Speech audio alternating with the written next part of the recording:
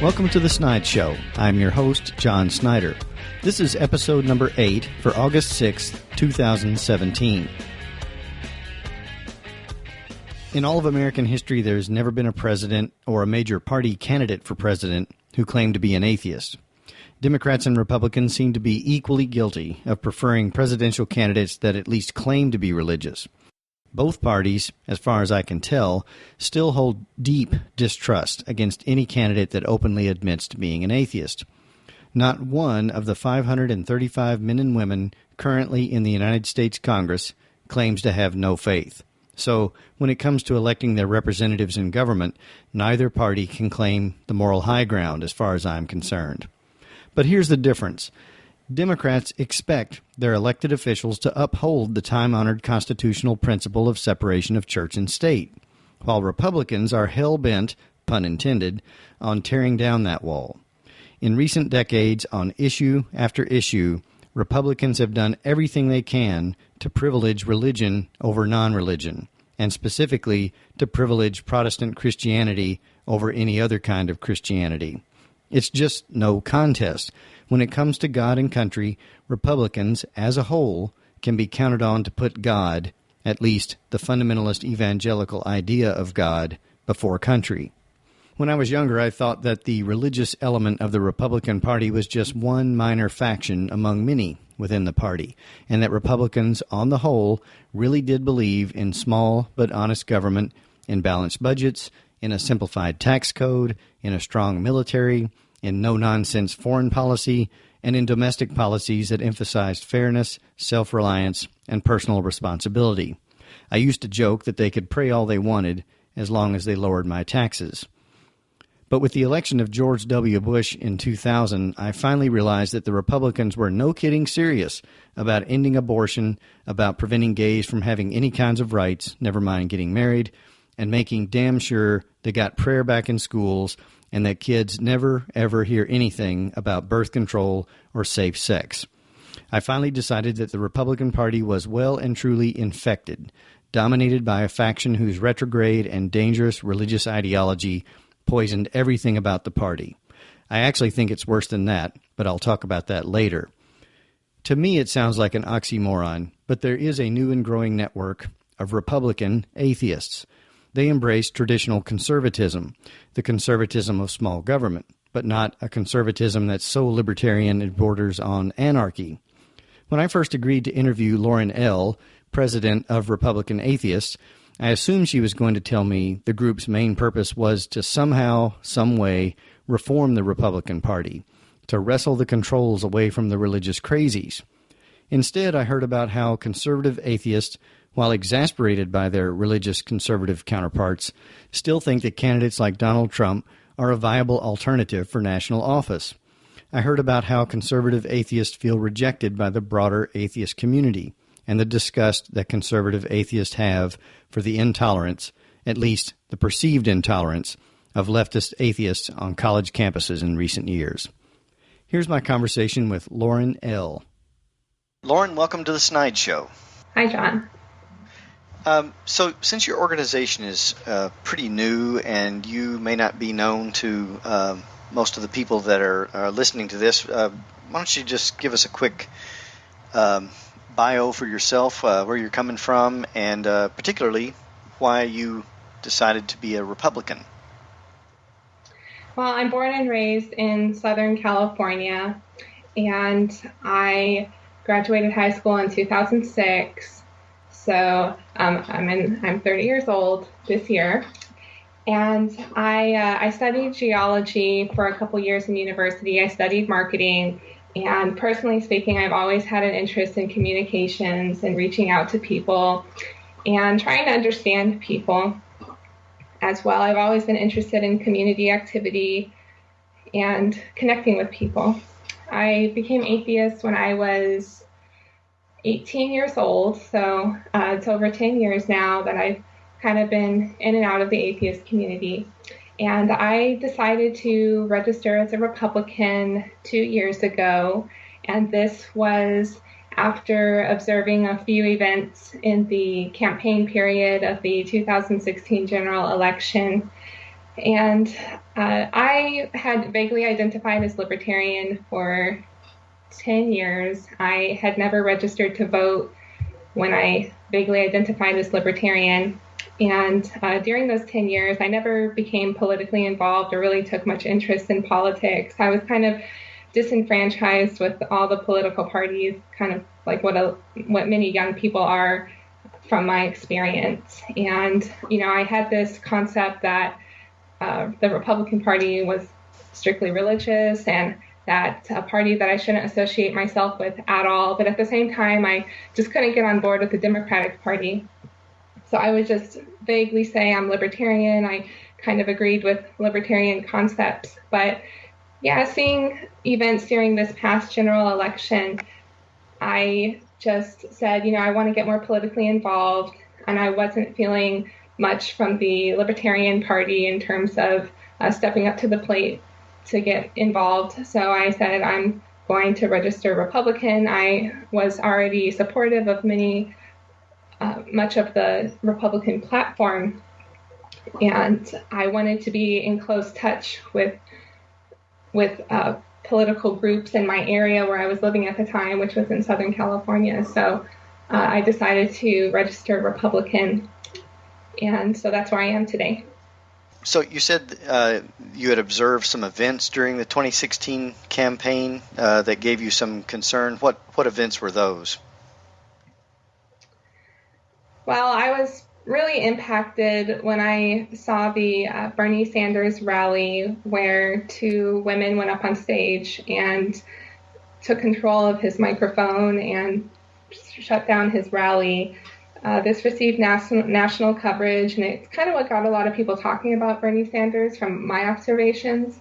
Mm-hmm. And eventually Black Lives Matter, from what I read, claimed to have been involved with this event. And I personally didn't like how he handled the event. He said that they were speaking up, and he seemed to not have a problem to give up his microphone. And, that kind of bothered me a little bit.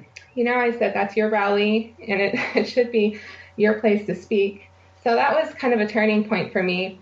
And then also I just took note of many conservative speakers that were being shut down on college campuses. And one of the big names is Milo Yiannopoulos, but there were many other conservative speakers that were shut down. Ben Shapiro was a conservative speaker who was shut down at Cal State Los Angeles in California. And there's actually footage of students protesting him speaking on campus. And these students were just so hostile to students who wanted to attend. They blocked the doors to the place he was speaking at. Eventually, students had to actually get to his presentation, get inside the building by going through side doors. And students pulled the fire alarm while he was speaking. And so things like this just happen throughout the country of students protesting conservative speakers. There was one campus where conservative students actually physically attacked a professor who presented a conservative speaker, and she ended up with a neck injury. So that was a big thing I took note of, because personally speaking, I've always had an open mind to conservative ideology. And, I said if I was a student on campus, I would be very frustrated and honestly scared, because, some of these students are just coming out, attacking students, shutting down speakers. And on top of that, this is a method of influencing people and telling them that you're not supposed to go to these events. We don't want to hear this ideology. It really influences people's decisions in politics. Mm-hmm. Yeah, what you're referring to, I guess, is what some people call the regressive left. People that perhaps are taking political correctness too far. I would say so. I listened to students give feedback on why they were involved in trying to shut down these speakers, and more often than not, it seemed like they just didn't understand who the speaker was. They didn't understand much about what the speaker had to present. It was just that it was a conservative speaker. Mm-hmm. To see people shut down freeways across the U.S. and what I call taking the public hostage, that happened a number of times. And students were attacked on campuses, Republican groups on campuses were harassed. And I thought, I understand Trump was pretty aggressive on his campaign, obviously, to get attention. But, for it to get to the extent where Republican students are being attacked and harassed on campus, I thought that was just, that was really where it crossed the line for me. Right. Okay. And I kept waiting for Democrats to challenge what was happening, but I just didn't hear it. So that influenced me a lot. Okay. Yeah. I would share your concern that people should not be shut down. They should be allowed to speak, so long as they're not, inciting imminent violence or something of that nature. But of course, on the other hand, I would argue that the people that are doing this are just a tiny, tiny percentage of the Democratic Party or, liberalism or leftist politics in general. And, we could also point to a number of incidents on the right side that would give people pause about suppression of freedom of speech and freedom of assembly and that sort of thing. I think so. I understand that the people involved in these events, you can say they're a fraction, but I guess I personally could see it even on social media platforms like Facebook, where just for stating that I was interested in hearing more of what Trump had to say, I was unfriended by 20 to 30 people on Facebook, and I would talk to people about how people communicate on social media platforms and what kind of response they get. And there's just a lot of hostility experienced by everybody. Yeah. But it's been really difficult to communicate as a conservative thinker with people. So, so yeah. Okay. So this group that you formed is relatively new, and one of the things that occurred to me is that if you just look at the numbers, the Republican Party is riding very high these days. Republicans hold the presidency. They hold both houses of Congress.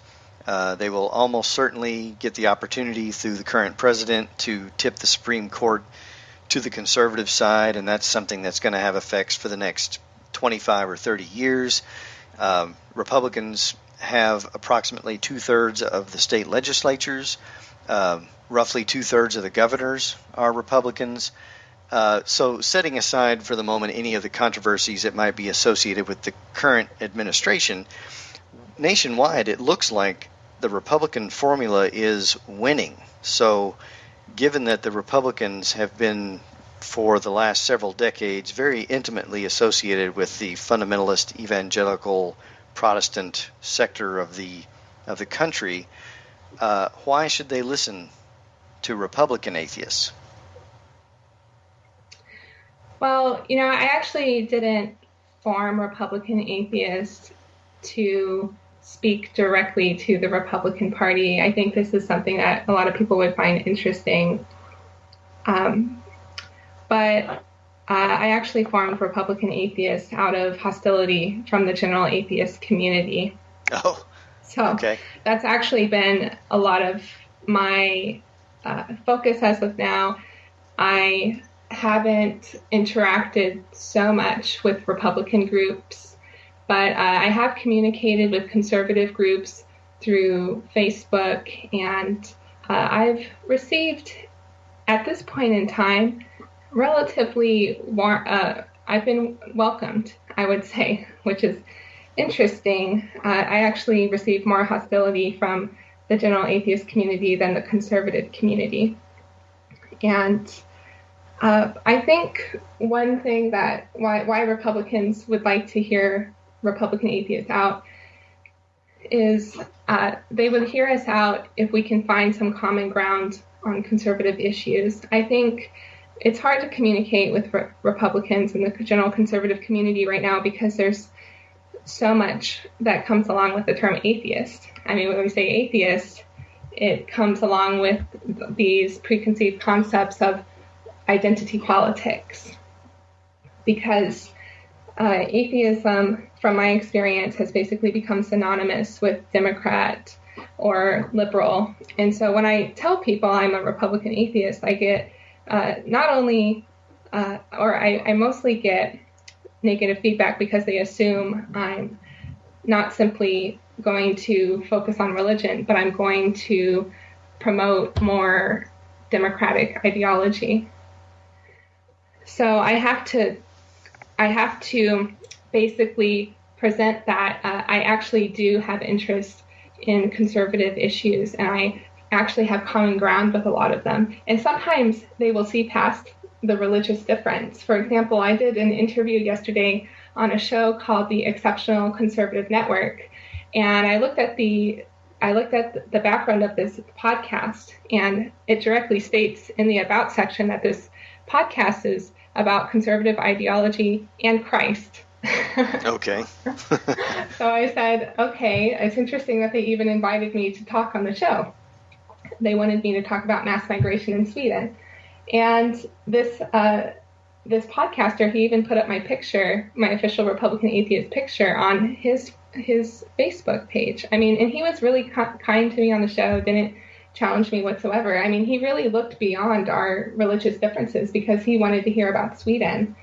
And so that's kind of what I'm trying to get at with Republicans in general is, I am not strictly here to focus on religion. I actually talk about other things that you're interested in, and I can actually be of value to you because I've taken the time to research things that you're interested in, which is, mass migration, self-protection, and related issues like that. I guess I should say before we go too much further that even Democrats, despite how Republicans often paint them, are far more religious or let religion influence their voting or their decision making than I am comfortable with. There has yet to be a Democratic presidential candidate, a major candidate who has not at least made noises, in the religious direction. I think Obama was probably sincere to some extent. Clinton maybe less so, but even Bernie Sanders, who really wasn't even a Democrat, had to make some half-hearted comments about his quote-unquote faith. And I also think it's absolutely true that people identify based on their religion, or I shouldn't say that based on it. There's a heavy correlation between someone's denominational identification and whether or not they're Democrat or Republican. So I guess it's not a big surprise to me that the atheist community might not be as receptive to your message, simply because if you just look at the demographics, they tend to be overwhelmingly Democrat.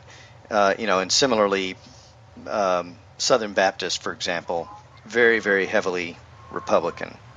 Mm-hmm.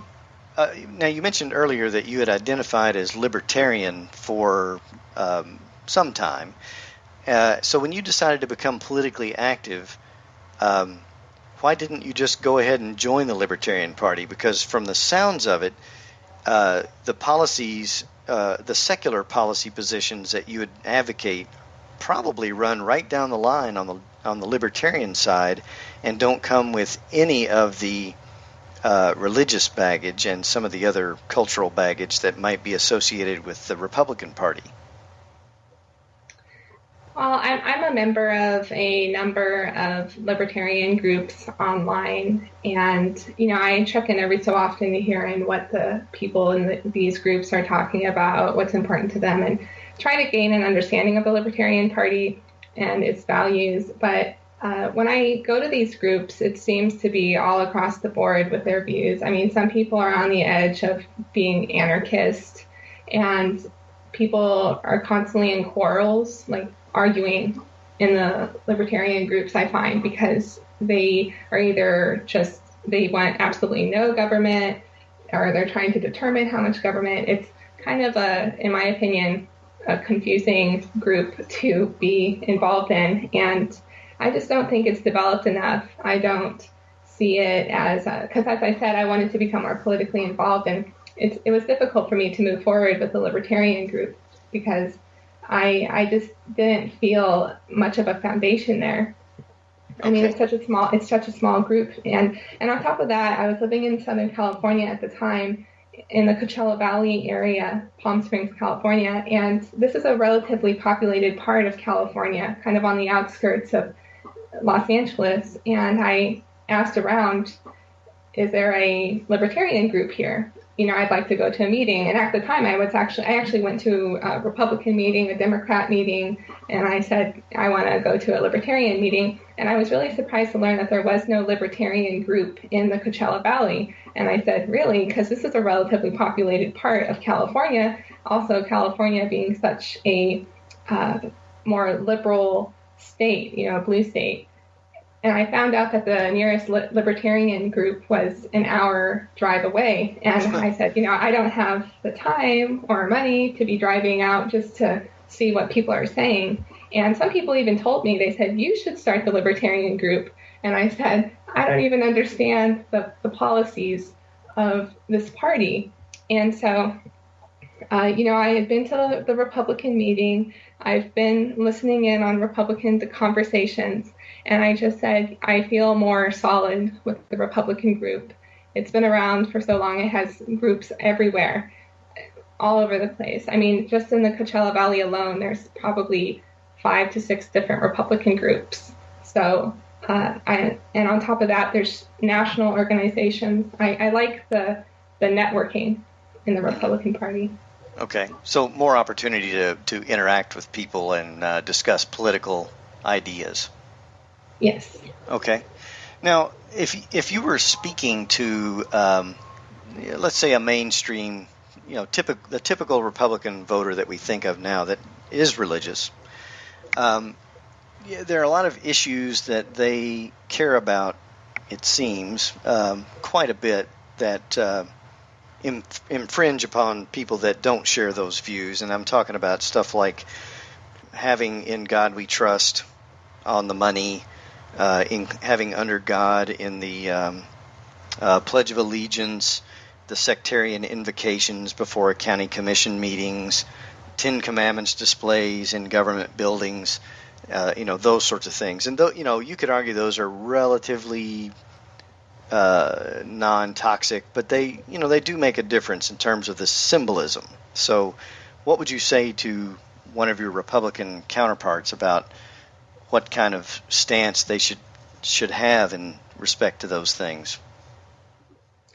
When it comes to displays in places on public property, state property, I haven't taken too much concern in statues and things like that already exist. But generally speaking, I'm always very understanding with people. I'm never domineering. I try to hear them out and present myself as a reasonable person who is hearing them out. You know, and it doesn't help to get angry or to get domineering. And but I do support the efforts to not have religious statues and displays on public property in the future. And so I just state my stance. I say I don't think that religious monuments and so forth should be on state property, and that's how I state it. And really, they usually, when I speak with religious people, they have nothing to say in response. They tend to be fairly understanding. They understand that they have their opinion, I have mine, and that's how we go from there. I really don't take a lot of time to get into arguments. I tend to just state my opinion, and if they get angry, they'll walk away. Okay. So what about, there's been a lot of talk, or I should say Trump sort of made a big splash when he issued his executive order about the Johnson Amendment, which prohibits nonprofit organizations from either supporting or opposing political candidates. And, the reality is that the executive order has very little effect on the Johnson Amendment, but it's sort of red meat for the for the base that it sounds like they're doing something. But of course, if the Republicans had their way, they would repeal the Johnson Amendment flat out. Do you think that would be a bad idea?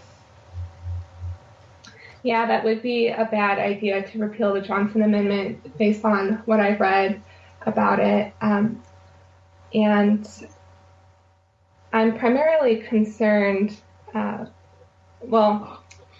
primarily concerned about separation of church and state because one of the issues I focus on is the expansion of Islam. And this is one of my talking points that I bring up on this issue because I see a lot of atheist communities, they tend to focus strictly on Christianity and evangelical Christians. And I understand why that focus is there. But, I'm actually concerned about the expansion of Islam. Anything that Christianity is allowed to do, or any religion, it gives an open door to other religions.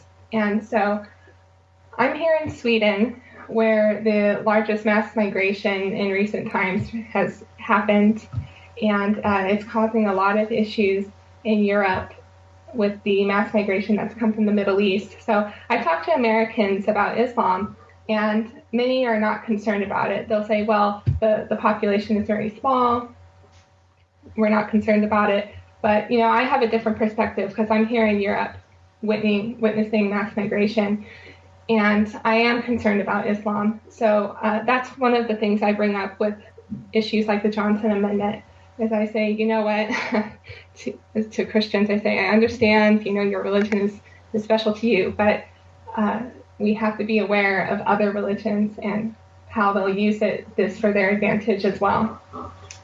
And so that's kind of how I approach the issue. Okay. Well, since you mentioned Islam, Donald Trump said during the campaign that he was going to explicitly ban immigration of all Muslims into the United States. And of course, as soon as it came out of his mouth, nobody believed that he could really make something like that happen, even if it was legal. But, now he's issued these travel bans that seem to just target arbitrary countries that have never been problematic for us, but yet allow immigration from other countries that we know have been very actively involved in promoting terrorism. So, what's your stance on the current state of the travel ban, and what would you do? What would your policy be if you could have your way? Well, the travel ban is a conflicting issue for me. I understand that, yes, there's people, we have all these different countries in the Middle Eastern region, and some have more connections to terrorism than others. But I see here in Sweden that there's been a lot of issues relating to the expansion of Islam. And it's been happening for a long time. I can talk a whole separate show about this. Okay. But a lot of people say, well, these countries that are involved with terrorism, and these other countries that aren't involved with terrorism, they have less of an impact. But based on what I've been reading of what's happening in Europe and even what's happening in the U.S., that there is an impact from Islam entering countries. And it's difficult to see, but there have been issues that have arisen due to the growth of Muslim communities in certain countries. So that's an issue that I bring up. But in terms of, yes, I have to agree, though. I do question why didn't he focus on Saudi Arabia or Qatar or other countries? Why did he focus on those countries specifically? Yeah, it does seem, I think, of course, in the United States, we've had less problems with Islamic terrorism overall because, for whatever reason, the United States seems to be better able to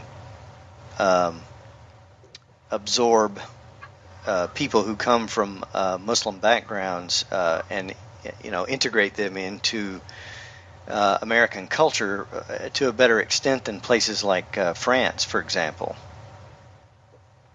Well, the U.S. hasn't dealt with anything like what has happened in Europe with mass migration. Right. I mean, in Sweden alone in 2015, 165,000 refugees entered Sweden. Sweden had no policies in place to stop the migration. They had open borders. So just in 1 year alone, 165,000 refugees entered the country. And it's had a huge impact, and it's so fascinating. I've been following mass migration in Europe for the past about 2 years now, ever since the mass sexual assaults happened in Cologne, Germany on New Year's Eve.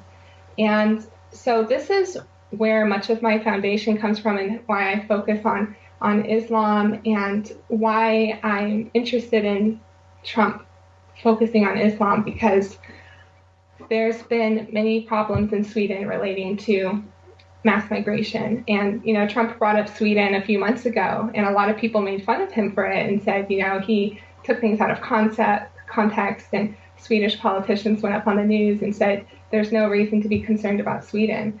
And I was amazed by this, because I've been following events in Sweden. And yes, there is concern here. And I actually gave him credit for bringing that up. So on one side, I see, yes, I don't understand why there's not more focus on countries connected to terrorism. But on the other side, I can see why there is this focus on Islam. And I'll bring up an interesting story about Islam, and to give an idea of what I tend to focus on. There's this event that happened in the UK. It's called Project Trojan Horse. Have you heard of it? No, I have not. Yes, it happened in Birmingham in the UK. And Birmingham is one of the most populated cities, immigrant-populated cities in the UK.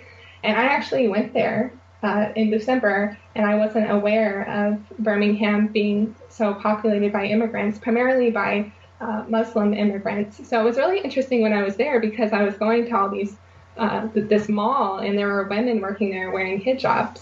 Like, all the women were wearing hijabs. Okay. And I was like, wow, I've never been in such a Muslim populated area before. It was really interesting. But anyway, so there's this event that happened. It was called Project Trojan Horse. And it was found that there was 20 years of correspondence between Muslim leaders in Birmingham to replace existing headmasters at schools with Muslim headmasters. So headmasters are like the principals of the school, basically. Mm-hmm. And so there was 20 years of correspondence found, and investigators went into the schools in Birmingham and found that the curriculum had actually been altered, different from the general curriculum of other public schools, and that they found the curriculum was, it did have anti-U.S. sentiment, anti-Israel sentiment, and other aspects of the curriculum had been changed. This is all on Wikipedia. You can read into it. It's really interesting to me. And so I find that just to be interesting. I mean, 20 years of correspondence, that's a long time. Yeah. And we see this, and I've been reading a little bit here and there, and I see things like this, even in the U.S., of decades of Islamic organizations and Islamic leaders influencing public policy and education policy. So, I know a lot of people say not all Muslims are terrorists. That's very true. And but I take into perspective the influence that Islam has on where they live as a group and on general public sectors. And so that's kind of what conservatives take interest in when it comes to Islam. So it's not just strictly about terrorism. We actually look into the influence that Islam has over a long period of time on education systems, on workforce, and things like that. Right. Of course, here in the United States, for many, many decades, there's been a not-so-secret campaign by fundamentalist evangelical groups to take over school boards here in the United States, and they've been quite successful. I mean, hardly a week goes by here in America where you can find news articles about teachers sneaking creationist curriculum into the schools, or people objecting even to students being taught what Islam is, not necessarily promoting it, but just like in a world history class. So I think we have, to some extent, a similar problem in America, but it falls to fundamentalist Protestants trying to co-opt the school systems. But I agree with you. We could spend an entire episode talking solely about Islam, but there were some other things I wanted to ask you about. I can understand, and I've told people this before, I can understand why Republicans in general voted for Donald Trump. And part of it, I think, just has to do with party affiliation, that as much of an asshole as you might think Donald Trump is, he is going to, and as dangerous as you might think he is as an individual, he is going to promote something like a Republican platform, whereas any Democratic presidential candidate is not. So I find it perfectly understandable that people would vote for whoever comes out on top of the Republican ticket.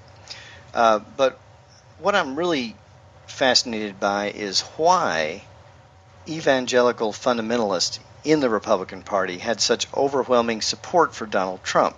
I mean, it used to be that the Republican Party could at least make a case that they were the party of moral character, that they were the party of freedom of religion, but Donald Trump is, really, he's just about the worst person that the Republicans have ever fielded. He's been divorced 3 times. He admits to not taking much interest in the upbringing of his children. He's made these shockingly degrading comments about women, mocked the disabled. He's excused violence by his supporters.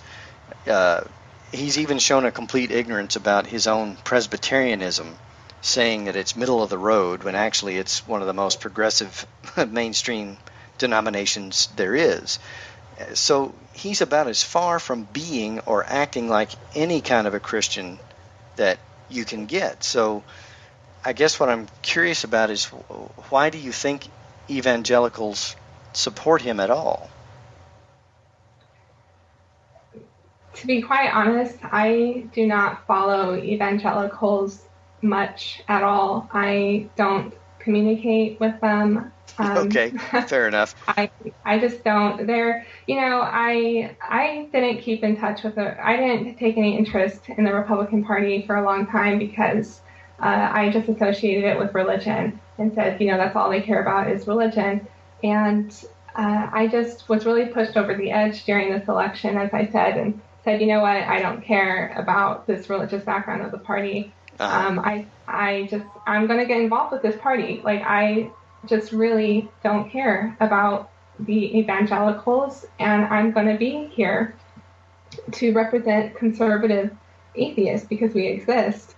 And I really can't speak much on behalf of the evangelical Christians because I don't know much about them myself. They just aren't a part of my world, and so here I just say here we are, Republican atheists, and I appreciate the support that anyone can give us to have an upper hand in the Republican platform.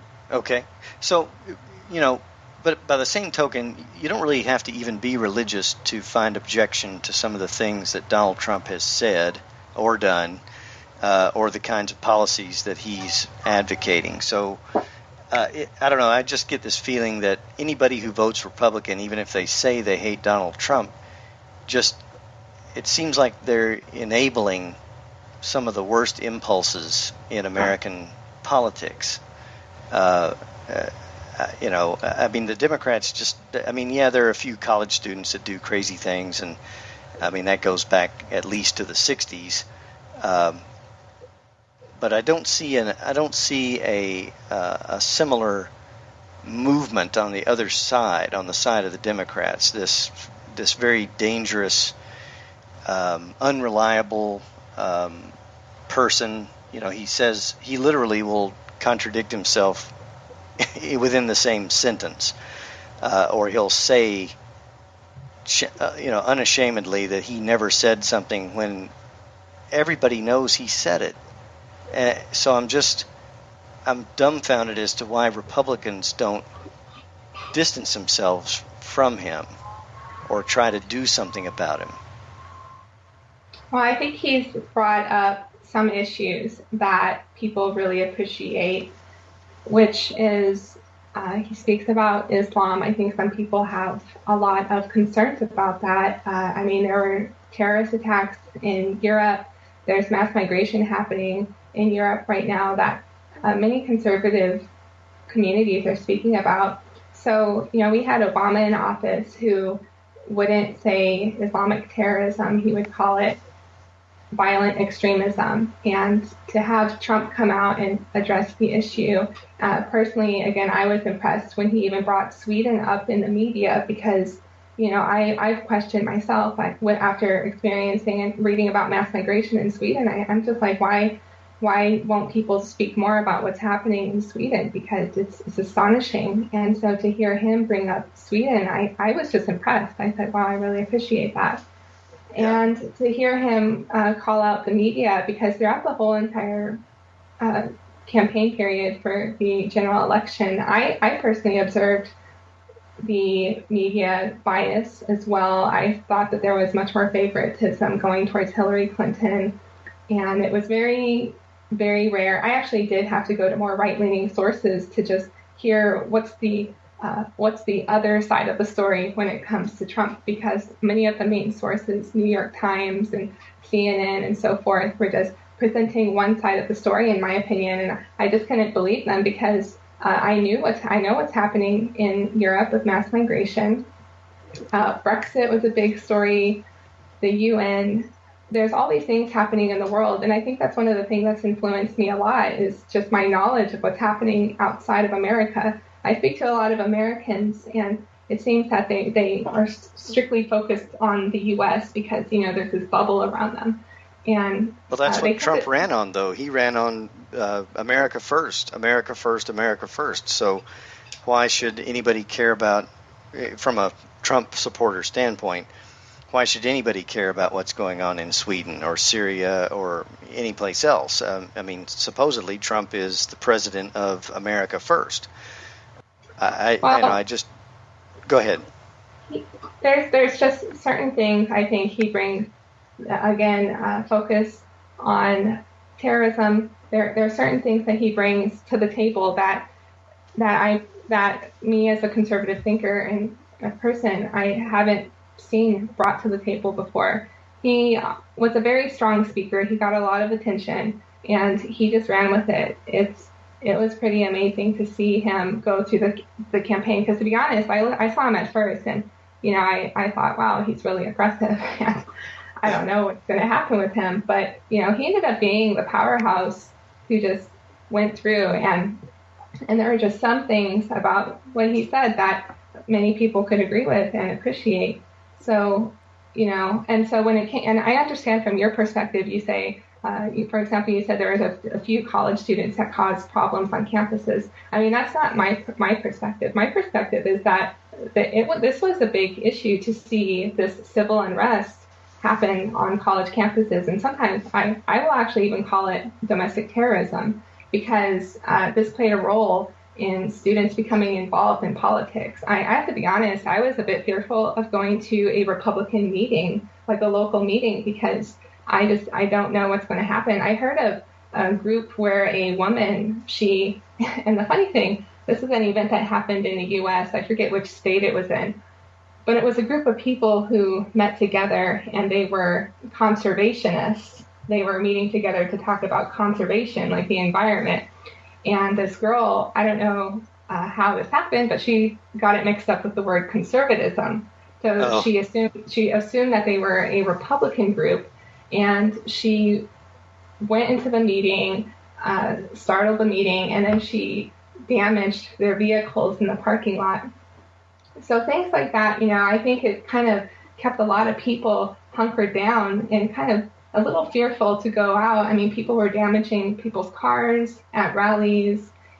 And I actually spoke at UC Riverside on behalf of Republican Atheists. I was invited to speak by a group of students there, and I would have loved to have promoted this meeting, like blasted it and just said, you guys, we're speaking at UC Riverside in California. This is a big deal. And I just couldn't. I refrained from promoting it because I wanted to protect myself and the students that were there listening, because who knows who's going to show up. I mean, there's been so much hostility towards conservatives for the past couple years. I mean, in my lifetime, I personally haven't experienced this kind of hostility towards me and people who think like me. So I think that pushed a lot of people to the right. And this isn't just happening in the U.S., this is happening in Europe, too. I mean, there's been record-breaking support for conservative parties across Europe. And it's just fascinating. So really what's happening in the U.S. is not a singular event. It's happening across the entire West. And so I like to emphasize that from my perspective, it wasn't just a few college students. I was scared to promote my event. Yeah. Well, I think part of it may have to do with the part of the country that you're living in, because I live in Georgia, and there, it's the exact opposite. It's people who are very liberal, who have more of a concern about casually mentioning something about their politics at the, the neighborhood picnic or even in the office. I mean, I would not dare to start such a conversation in my office for fear, not because I wouldn't be able to defend my position, but because it would not go well for me in terms of the reaction of the people around me and what it might mean for my employment.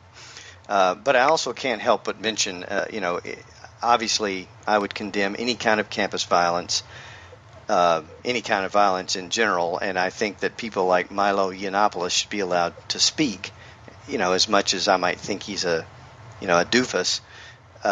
So I don't think anybody should be tolerating that kind of behavior, but we have to admit on the other side that there was nobody got punched out at a Bernie Sanders rally or at a Hillary Clinton rally.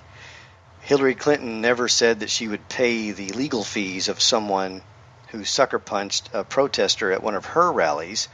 She also didn't She didn't, look back to the good old days when you took protesters out on a stretcher, or threatened to put her political opponent in jail should she be elected. She also didn't threaten that people that like the Second Amendment might be able to do something about it if her opponent won. So, threats of violence and actual violence are not by any stretch of the imagination predominant on the side of the left. Yes, I think I agree that basically everybody should calm down.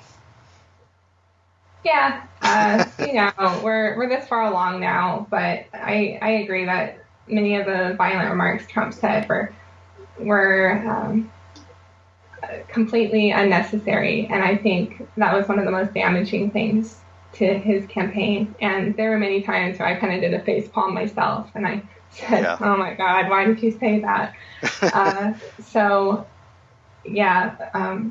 I understand he made a lot of comments that shouldn't have been said. Yeah.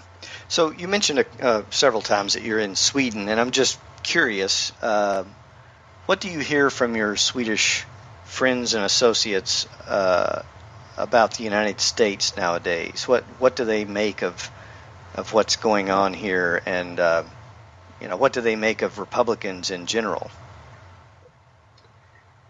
The Swedes tend to have a fairly negative view of Trump. This isn't surprising, though, because the media is very one-sided here in Sweden.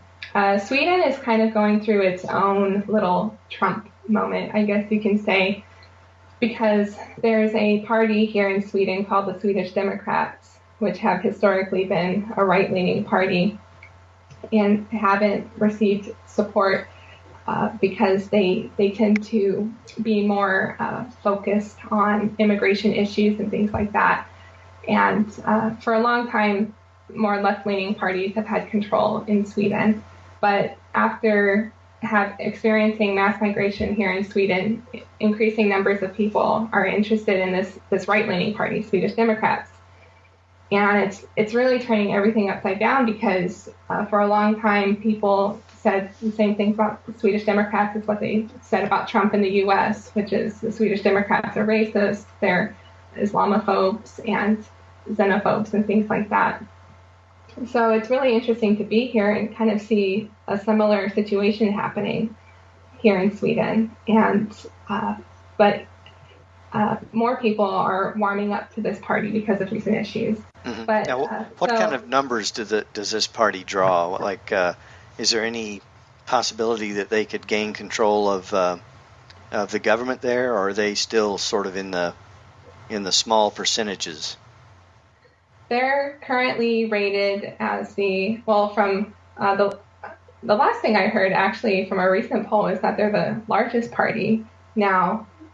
They have the most support out of any other political party, but they were certainly the second largest party to receive support. So it's a historical moment right now in Europe, in Sweden, and people are beginning to look outside of the mainstream media because the mainstream media, we can see that there's an obvious bias. So to relate back to Trump, I was mentioning that party because the news tends to not give them much coverage or to paint them in a certain light. Well, they did the same thing to Trump. They painted him in a similar light as the Swedish Democrats. So many Swedish people have obviously a negative concept of Trump and what he's doing. But I find that when I speak to them about Trump, they tend to not know so much about his policies.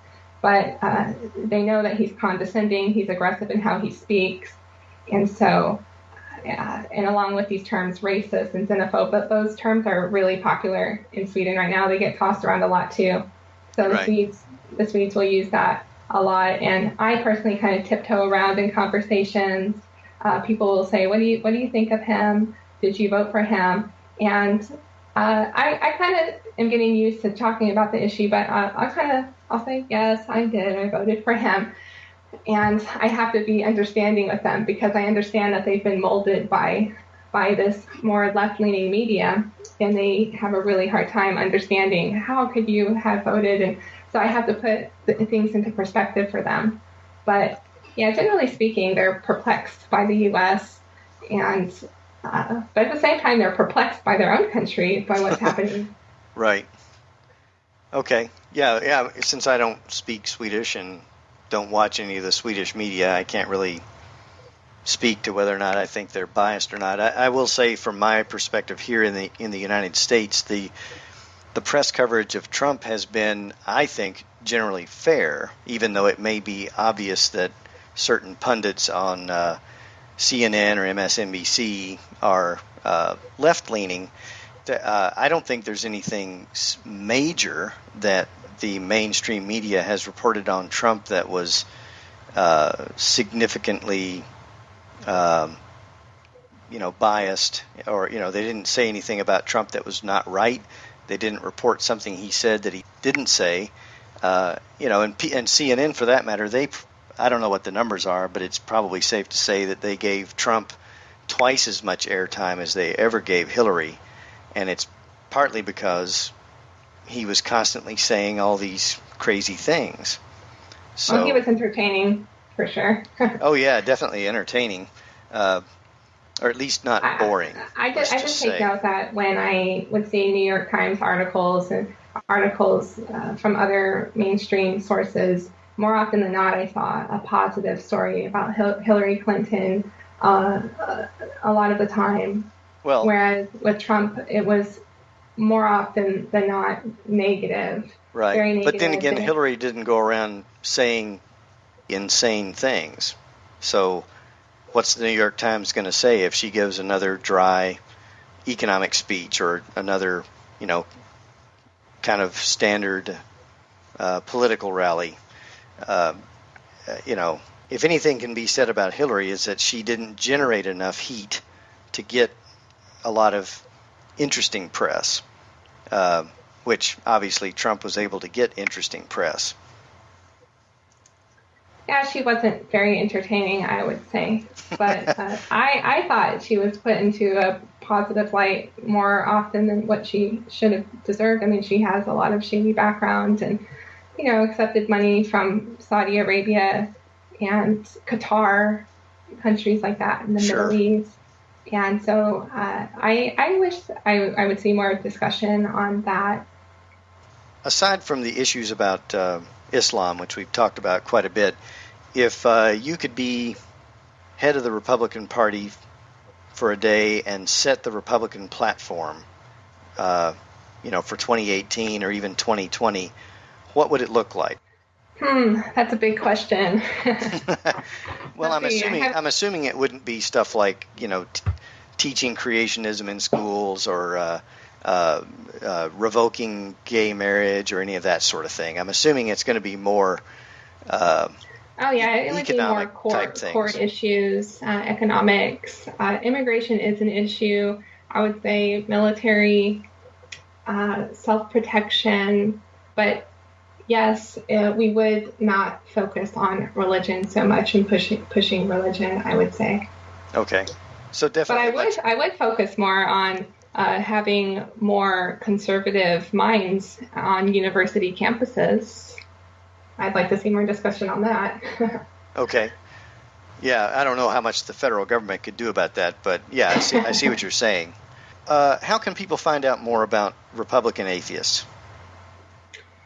We're online. We have a website that I keep up to date, RepublicanAtheist.com. We're also on all the social media platforms, Facebook, Twitter, Instagram. We stay up to date on Facebook a lot. We also have a Facebook group. If anyone wants to interact, you can join the Republican Atheist Facebook group. And we're happy to have you if we can all have civil conversations with one another. And right. You can also email us at republicanatheist@gmail.com. Okay, great. Well, Lauren, thank you so much. I know you had to stay up quite late in Sweden to talk to me, so I greatly appreciate it. Yeah, and you've got your work cut out for you, I have to say, but I wish you the best of luck. All right, thanks a lot, John.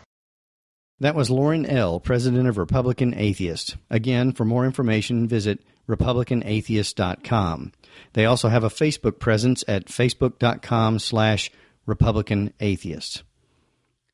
I have to admit, I found that conversation both fascinating and exasperating. I had hoped that Republican atheists would be more interested in reforming the party with which they affiliate.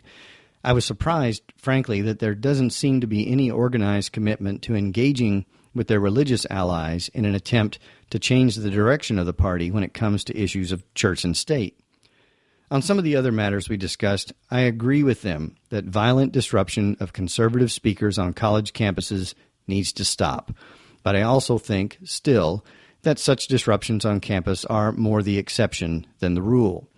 Richard Dawkins was recently disinvited from a talk he was going to give at Berkeley because of the sharply critical things he said about Islam, and I think it's ridiculous. I also agree that all countries, America included, should take care that they accept only properly vetted immigrants and at a rate that can be easily assimilated. I agree that Islamic terrorism is real and that more should be done to contain it. But there's nobody on the planet more poorly equipped than Donald J. Trump to do anything about terrorism or to improve America's immigration policies. I said earlier that I thought the Republican Party was hopelessly infected by religious fundamentalists. Since the 2016 election, I've come to the conclusion that it's worse than that. I think the Republican Party is also hopelessly infected by nativist know-nothings who have been fooled by the likes of Donald Trump into thinking their problems were caused by someone else, and they're willing to destroy irreplaceable American institutions in order to feel better about themselves in the short run. I sincerely hope that Americans, Democrats and Republicans alike, will start to beat back the disaster that is Trumpism, and that more Republicans will turn away from religion and xenophobia and back toward the libertarian conservatism of the, quote, good old days, end quote. To the extent that Lauren Ell and the Republican Atheists can contribute to such a project, I wish them luck. There are ways that you can support the show. You can email feedback or suggestions for future shows to Snider@SnideShow.com. I'd like to hear from you, what you think about the interviews, anything you'd like me to talk about, questions you'd like me to respond to, etc. You can send me audio feedback if you like, and I might play it on an upcoming episode. You can follow me on Twitter at SnideShow. As I've mentioned before on the podcast, I'm giving away a signed copy of Margaret Atwood's classic novel, The Handmaid's Tale. To be eligible, all you need to do is follow me on Twitter and retweet me at least once. I'm also throwing in some other books as well, including Set in Stone by Jenna Weissman Josselit from episode number 2, and The Retreat of Western Civilization by Edward Luce from episode number 4. So tell your friends to follow @SnideShow so I can give this stuff away sooner rather than later. You can find me on Facebook at facebook.com/SnideShow. You can place comments or positive reviews on iTunes, Stitcher, Google Play, etc. If you're inclined to support the show financially, you can make a donation through PayPal to sniderishere@gmail.com. And if you shop online, follow my link to Amazon.com. It's in the show notes. Finally, if you like what you hear, please recommend the Snide Show to anyone you know who you think might be interested. That's all for this episode. For show notes, links, and contact information, visit snideshow.com. Thanks for listening.